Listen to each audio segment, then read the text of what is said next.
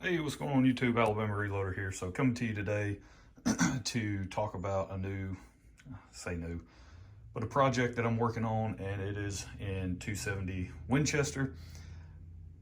Again, I think I've referenced this in another video. There is a hunt that me and my brother, my dad, my uncle, and possibly my cousin were planning to go to Kentucky to do a whitetail hunt on some public land coming up this hunting season.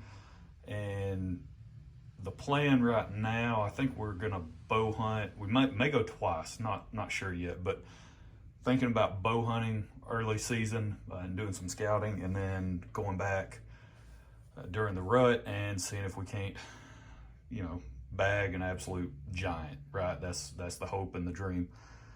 So planning on doing that, and barring something crazy that happens between now and then, because right now it's June, I'm thinking that I'm going to take the 270 Winchester that I have. The 270 that I have is a Tikka T3X super light, and right now it's got an SWFA 2.5 to 10 power ultralight scope on it. So that whole package is really lightweight. It's just awesome. All around great setup. And I already have a really good load worked up for it with the Barnes, the 129 grain LRX. That load, if you guys will go back and watch, that's the load that my wife killed the buck that she killed this past season. Shot it with that particular load, so I already know that that's a great load, performs extremely well. So I already know that. But what I want to do is see if we can dial in a couple of other really good options for that rifle. And the two bullets that we're going to mess with are these guys.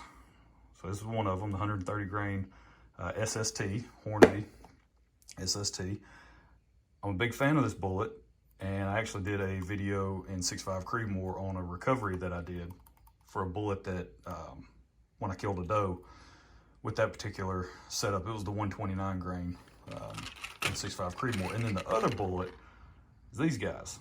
This is a pretty old box of Speer Grand Slam bullets, but these are super awesome hunting bullets, and so I just want to give them a try. I just now cut the box open. It's been sealed this whole time, so I just want to show you guys. This is what's neat about these old school Grand Slam boxes. Let's see if I can get it out. It's this little sheet of paper in here. Pretty cool. They used to send these with all of their Grand Slam boxes. Look at that. Mr. Big Game Hunter, congratulations. I'm not going to read the whole thing to you, but yeah, they just kind of give you a little write-up about the Grand Slam bullets. Tells you the double core is the heart of the performance. Yeah, kind of tells you all about it. So pretty neat. I mean, that's just really cool. I thought that was neat. So I've actually got a few boxes of these in different diameters, and I picked these up from Duck Creek Sporting Goods. He had them. He'll go and find like some estate sales or businesses that that basically close up shop, and he'll go and purchase a bunch of that stuff and then turn around and resell it. And he had some of these boxes, some old stock or whatever. And yeah, these are still good as new. Got the Grand Slam on the bottom, the GS, so that's pretty cool. So those are our two options. These are 130 grain, so both 130 grain bullets, which is what the 270 was designed around, basically developed for. And this is what we're working with here. This is our load data. Initially, I was just gonna load up some of the Grand Slam, but then I found some of those SSTs at Mr. Big Guns the other day when I was in there doing some shopping. So I wanted to go ahead and load those up, and both bullet manufacturers have load data for Power Pro 4000 MR. That's a powder that I've got a couple of pounds of, and it's not something that I typically would use in 270 Winchester. Superformance is probably one of my favorite powders for 270 Winchester. I've had extremely good results using that particular powder in this cartridge, especially with the Barnes bullets. But want to try something different, and we're going to go with this bullet powder combination for our test here. So I've already got powder dumped, and we're only doing 3-shot groups, so feel free to go ahead and drop a comment about how useless that is. Look forward to hearing it and reading all those and giving them a thumbs up and a heart. So I appreciate all the support. But I've already got all the powder charges dumped. I use a RCBS Chargemaster Lite for that. So, and we're doing the exact same powder charges for both, right? Cartridge overall lengths are coming straight out of the manual. For Speer, it's 3.240. For Hornady, it's 3.210. That's what we're gonna load our overall lengths to. We are staying underneath the max charge for both.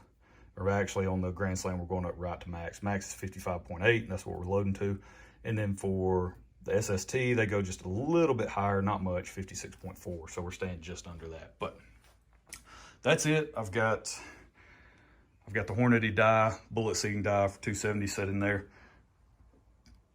Ready to go. So I guess we'll start with the Grand Slam. And it is burning up. It's June in Alabama. Oh yeah, I don't know if I'll be able to do this one-handed because that's a flat base. I doubt I'll be able to do it one-handed, but it's June in Alabama. So that means that it is super hot. I actually went to the range earlier today. We'll start with the SST. Since it has a boat tail, we're able to do that.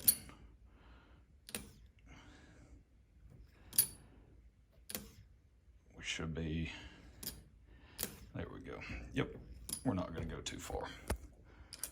Because pretty much what we're gonna do, that overall length should get us lined up just right on the cantilever. So I'm actually gonna tighten this down just a little bit.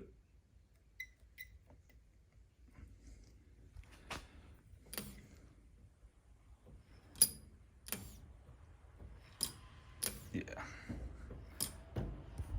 All right. Getting closer. So there we go. I'm actually gonna, once I turn the camera off, because I need to do this this next operation two-handed, I need to measure them. Need both my hands for that. Right now, running the camera with one, doing this with the rest of them. But this is essentially how simple the bullet seating process is. When you have this guy, Hornady Micro-Just seating stem attachment, man, I'm not a big fan of this new iPhone. The video on it, I don't know, maybe it doesn't come through on when you're watching it, when you're watching the video back. I have no idea, but just on my end, trying to film through this phone, it's like it's constantly adjusting its focus, and it's just really, I don't know. It seems a lot more finicky than the phone I had before. So, but yeah, this adjustment, this little micro adjustment seating stem accessory, I mean, it makes life so much easier if you're using these Hornady bullet seating dies.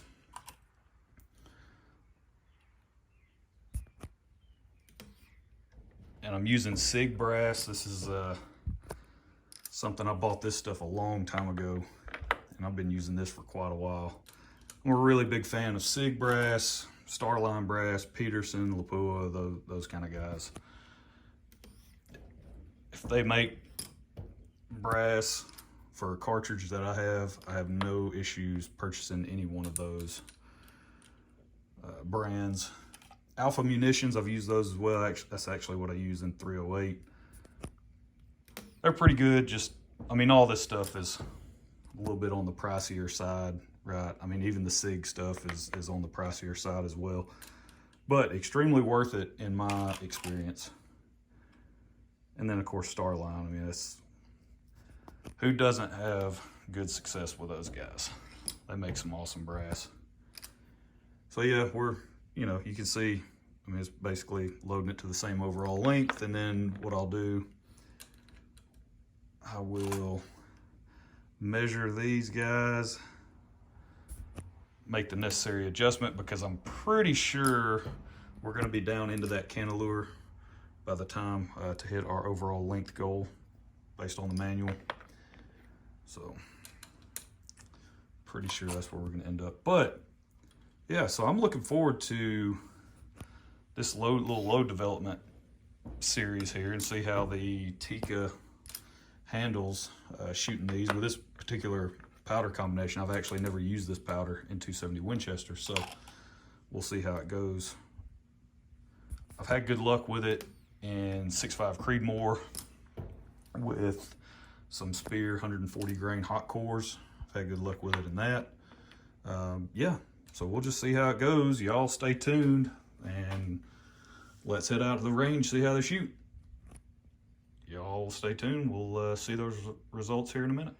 All right, so back at the bench, and I want to just go over the 270 Winchester results real quick, just to kind of put a bow on this video and finish it up, because there's really nothing spectacular or anything that I want to pursue further with this particular load combination. I even wrote a note. If this doesn't work, I need to test it with H4350. Max load in the Lee manual is 60 grains compressed. Talking about the Speer 130 grain slam. I did a comparison, or I'm basically comparing these two projectiles in my Tikka T3X Super Light. It's the Speer 130 grain Grand Slam and the Hornady 130 grain SST. Those two guys right there. So, big fan of both bullets. Huge fan of Speer. Just, man, they make some really good stuff, especially for the price. But as you can see, yeah, nothing really worth pursuing. I mean, yeah, this 3-shot group came in under a 1/2 inch, but more than likely that's just an outlier, right? That's probably as good as it would ever be, based off everything else that we saw with the groups around it. And then up here, I mean, it kind of got a little worse toward the middle, and then as we increased, it did tighten up a little bit, and just watching it on paper, you know, that was an area where I was like, hey, there might be something to that, right? Maybe I would want to explore, because the primers are still nice and round, no visible signs of pressure or anything like that, so nothing that I would be super concerned about as far as pushing a little bit beyond this for the Grand Slam, for the Speer Grand Slam. But this is the powder I was using, Power Pro 4000 MR in both. That's quite a bit of powder that I just burned through. And if you guys just watched the Speer Impact video that I did testing out that bullet, the 140 grain bullet in my 6.5 Creedmoor, it shot really, really well with Power Pro 4000 MR. So that's a powder I would rather use in 6.5 Creedmoor and load up a bunch of those guys, since they shot much better. I think it was every group came in under 1 inch, I believe, or maybe one, something like that. I mean, they all shot really well. So I don't really want to waste time and powder on something that didn't shoot as well as another combination in another cartridge in a different rifle, right? So I'll use that over there. I've got a couple of pounds of this H4831. So I think I'm going to try it next. If you look in the Hornady manual, H4831, that is one of their better velocity options. They actually go up to 62 grains. So the Lee manual, you know, they go up to 60 with that 130 Grand Slam. This, of course, is for the SST, up to 62. So I'll try to pick some charge weights, very similar. What I'll probably do is just come in and, you know, test the exact same charge weights with H4831 in both bullets, not these charge weights, but something, you know, maybe going up to 60 grains and stepping down probably 4/10, just like I did here, and see how it shoots with those two bullets, because I really want to come up with a good hunting load for each one, right? I've got, I think, 2 or 3 different hunting loads already worked up for the Tikka T3X Super Light, and one is a Barnes 129 grain LRX, the other is a Barnes 130 grain tipped TSX, and then the third is the 124 grain Hammer Hunter. So I've already got 3 really good hunting loads, but I would like to come up with a couple more this is what I enjoy doing. I enjoy testing out hunting bullets in the field on game, trying to come up with a good load and then taking it into the field and trying to drop the hammer on a whitetail. So that's really the whole intent, I guess, and the purpose. So nothing really to write home about. Not even going to show you the targets because they're just not worth looking at. But those are the results we got. So again, pressure didn't really run into any issues with that. So here's the brass, no problems there on the primers and all that stuff. So I think that's where we're going to leave it. Yeah, and so we'll catch y'all next time. Y'all have a good one.